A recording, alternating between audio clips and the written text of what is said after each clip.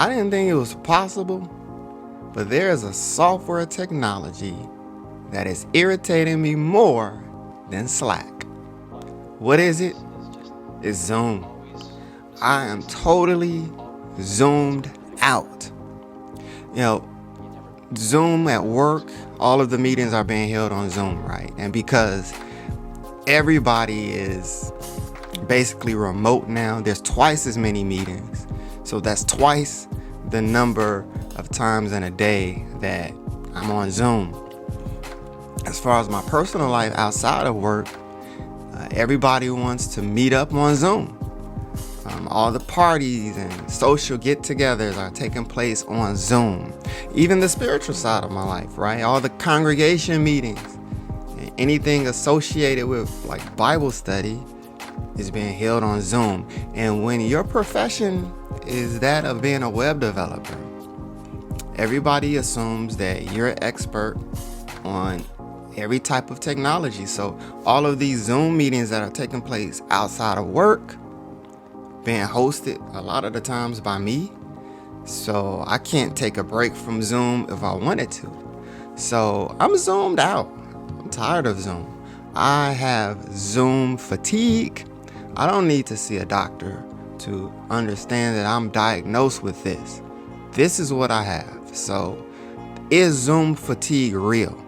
Am I the only one that's just been a spoiled brat and doesn't appreciate how this software is connecting us around the world? Well, no. There are others out there who feel just the same way as me, and science is backing us up. Zoom fatigue is real. Let's take a look. So let's look at this. Let's go to our favorite place, which of course is Google here, right?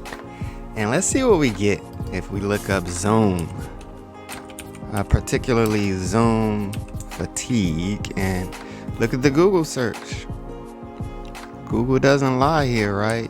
It's the second most searched topic here. So look at this. Zoom fatigue is real. Here's why video calls are so draining. Zoom fatigue is real. Here's why you're feeling it. Zoom fatigue is real. Why video meetings strain your brain. So this stuff is real. People are feeling this. But of course, we don't want to be complaining without finding a solution. We need a solution here. So let's look at this Harvard Business Review. That seems legit. How to combat Zoom fatigue. That's what we need. We need solutions, not just problems here. And this little cat video here is pretty cool. This might be number one on the list. How to combat Zoom fatigue. Look at this cool cat.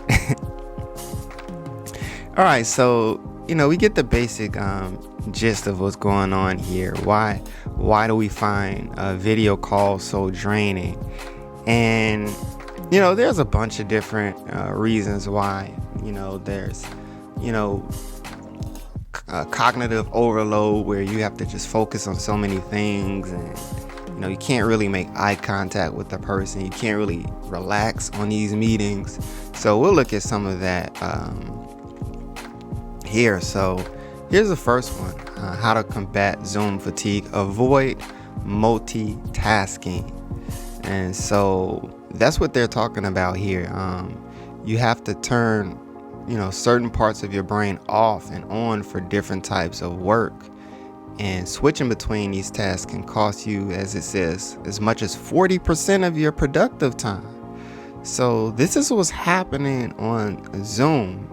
It says, we know it's tempting, but try to remind yourself that the Slack message you just got can wait 15 minutes and that you'll be able to craft a better response when you're not also on a video chat. So you see, Slack still is an adversary, but Zoom is starting to take over as far as being an arch nemesis here. The second thing, build in breaks. So take mini breaks from video during these longer calls by minimizing the window, moving it to behind your open applications, or just look away from your computer completely for a few seconds now and then. So that might help. I don't know. I'm going to try it. I don't know. I still don't want to be on the Zoom call at all, but hey, if looking away helps, I'm going to try it.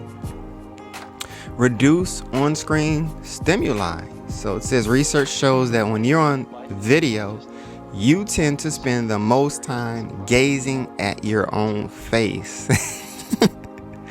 So what are they saying here? Don't look at yourself, I guess. So that contributes to mental fatigue. Look at some of this other stuff though. It says you may be surprised to learn that on video, we not only focus on others' faces, but on their backgrounds as well. Look at this here. You might even strain to see what books they have on their shelves. So stop being nosy. Stop looking at yourself. Stop being vain. Stop trying to figure out what's going on in people's background. Reduce the on-screen stimuli. And you know the hard thing about this is everybody wants your video on, right? You can't even come into a meeting and just kind of relax a little bit. Let me just turn my video off. Everybody wants to see what's going on. So this is hard. This is, I don't know. This is what's aiding to Zoom fatigue here. This forced social thing where they want the video on. I like this. Make virtual social events opt in. And this is where I fall in at. After a long day of back-to-back video calls, it's normal to feel drained, particularly if you're an introvert. That's me. I'm an introvert. I'm an introvert that's trying to survive in an extrovert-oriented society. You know, the society does not, they don't reward introverts. They don't like that. They don't want you to be to yourself and be secretive, and they don't like you sitting back in a corner with your headphones on. No, they want everything out in the open. So social events should be opt-in. Right now, I'm not attending any more Zoom social events for right now, you know, especially with all of this other Zoom stuff I have going on. I like this one right here. Let's go back to the 90s. Switch to phone calls or email. Yeah, let's start emailing each other again. You know, look at this. Try something like, I'd love a break from video calls. Do you mind if we do this over the phone? I love it. I love it. That's what I want to do. Most likely the other person will be relieved by the switch too. Everybody else is feeling this. It's just not me. It's just not you. Everybody's tired of Zoom. They just don't want to admit it. All right. For external calls, avoid defaulting to video, especially if you don't know each other well. So look at this. Many new people now feel a tendency to treat video as the default for all communication. That's not the default now, right? Zoom is just something that we had to do because of the coronavirus situation, but we don't have to be on Zoom and these video calls like some type of just because it's 2020 and we have to act like we love the future and all we're waiting on next is some flying cars, right? So let's stop it, right? Zoom is out of control.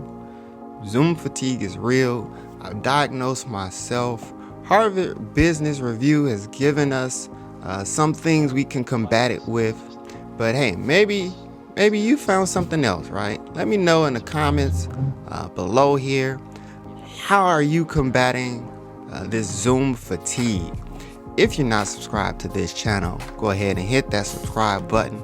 Hit the bell to get the notifications, and we're all zoomed out. Let's zoom out for real. I'll see you in the next video.